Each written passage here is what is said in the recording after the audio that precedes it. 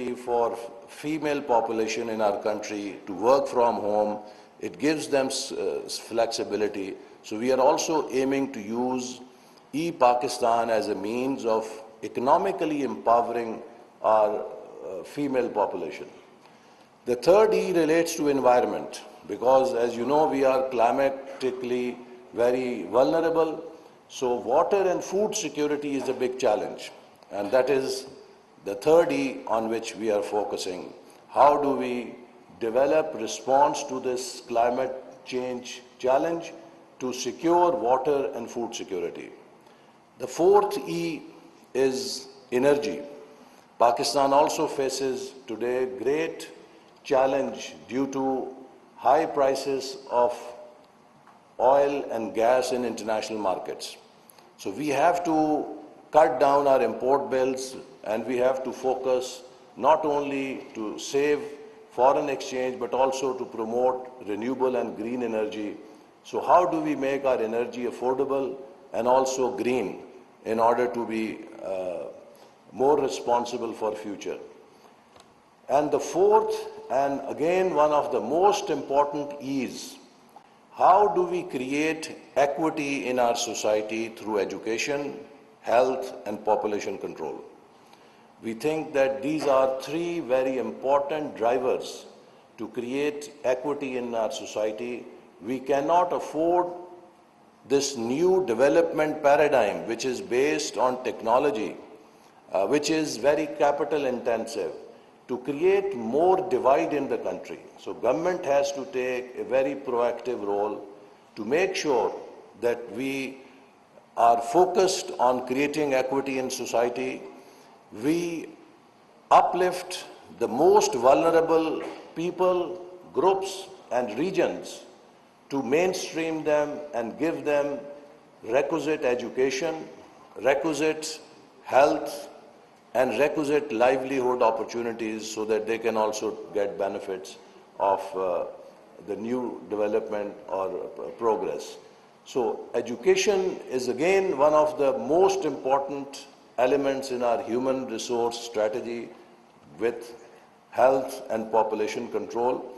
And these three, as I said, are major drivers for us to create equity. We actually conducted a study in 2016-17 with UNDP, which for the first time plotted poverty in Pakistan at district level.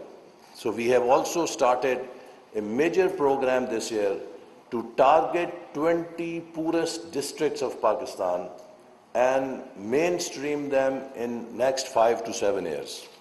And out of these 20, 11 districts fall in Balochistan, 5 I think fall in interior Sindh, there are 3 are in KP and 1 in Punjab.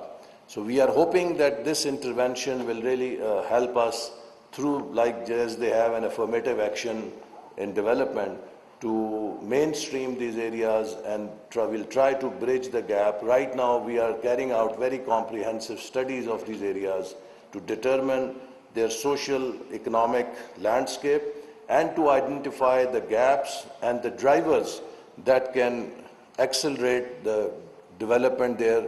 What are those critical gaps, whether it is education, it is connectivity, it is energy, what is it that can really fast track their development?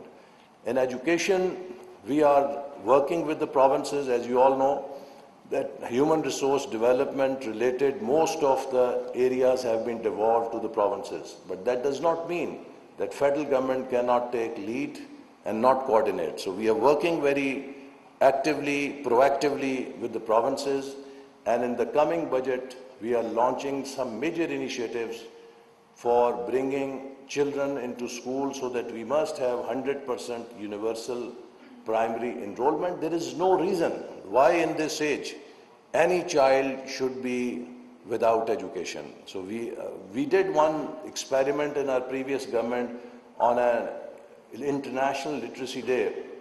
We targeted to bring 100,000 children into school in one day.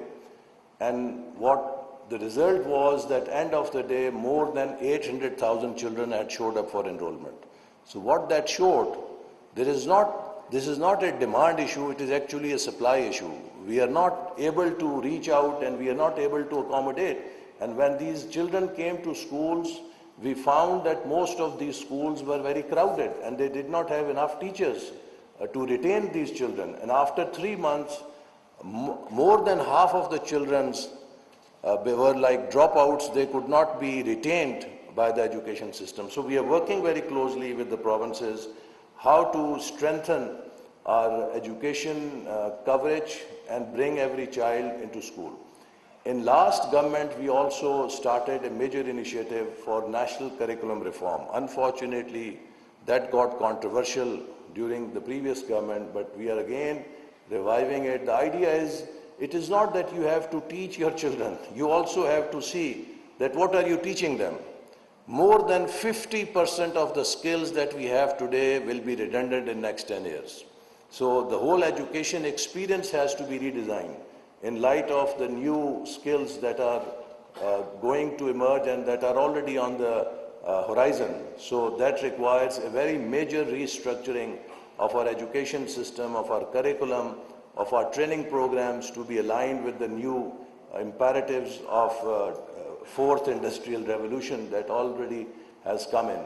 Similarly, we launched a major initiative and we are working with Education Ministry and we have given them a blank check.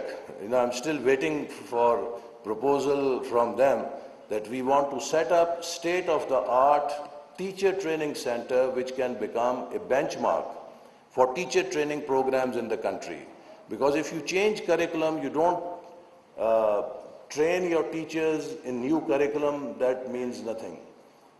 The third is examination system. You change the curriculum, you train the teachers, but if you don't change the examination system, again, it means nothing. So we are also working with Education Ministry to reform the examination system in the country. On higher education system, we have undertaken a number of reforms to increase the reach and spread of higher education system. We want each child, each young boy and girl, regardless of where he or she is, to have access to minimum higher education system. So we are now setting up a two-league system, a national league of universities, which will provide access to each and every young boy and girl who has the merit to or has the desire to achieve higher education, and then a premier league of 12, 15 universities which shall be developed to be in the top 100 universities of Asia. So this is a very mega effort that we are going to pursue over the next 5 years to revolutionize our higher education system. We have asked Higher Education Commission to train each and every student, regardless of whether he or she studies philosophy or science or literature. Every student in our university must have a course in entrepreneurship and exports, so that we give them an orientation towards job creation, not to be a job seeker, and they should all be looking towards starting their own businesses. Similarly, in higher education, we are trying to develop a critical mass of our human resource, which will then become master trainers for our education system. We have launched US-Pakistan Knowledge Corridor, in which we have offered 10,000 PhD scholarships over 10 years to brightest and the best young Pakistanis to go to US, get best education, come back and develop our education system. Recently, in this 75th independence anniversary, we offered 75 scholarships to our youth, to whoever is able to get admission in the top 25 universities of the world was eligible to get that PhD scholarship at government cost. So number of initiatives are in pipeline. We have already started, but as I said, the most important thing is how do we retrain our youth for the new skills, and that means moving our education system away from degree-based system to a skill-based system. And for that, we have recently set up a national task force for human development and skill development, in which we have assembled all experts from the private sector and the government, and this task force will, within 1 month, give us a roadmap that what new skills and what changes in our human resource development programs we need to pursue so that we can keep our efforts aligned with the new emerging challenges. And I think this report is very timely, that it will provide us a lot of useful information for developing this roadmap. So I can go on, but let me stop here. And I think the fundamental challenge for us is not new knowledge. All the knowledge is known. I think the real challenge is in implementation. We all need to have that sense of urgency and sense of action, so that now it is time that we cannot further delay to ignore our human resource, because in this age and in this time, it is not the muscle power that will take any nation forward. It is the brain power that will take nations forward, and we need to truly harness the brain power of our youth and of our population. Pakistan Zindabad. وفاقی وزیر ترقی منصوبہ بندی احسن اقبال تقریب سے خطاب کر رہے تھے. انہوں نے کہا کہ ہمیں نالج اکانومی پر بھرپور توجہ دینا ہوگی.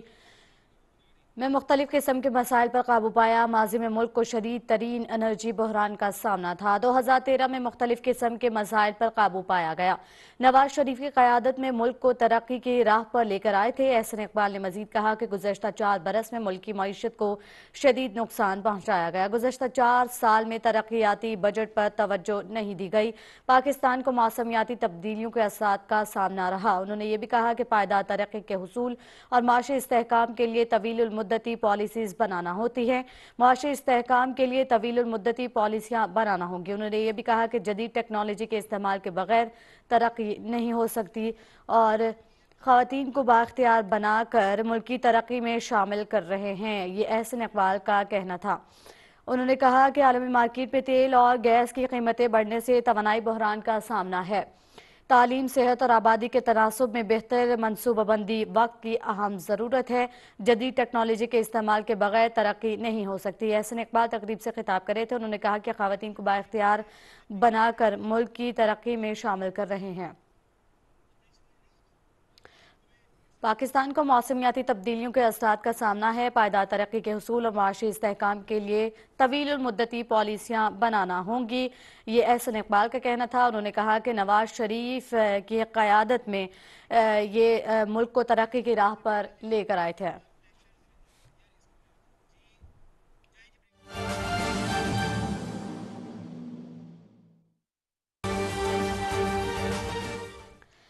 وزیر خارجہ بلاول بھٹو زرداری شنگھائی تعاون تنظیم کے اجلاس میں شرکت کے لیے بھارت کے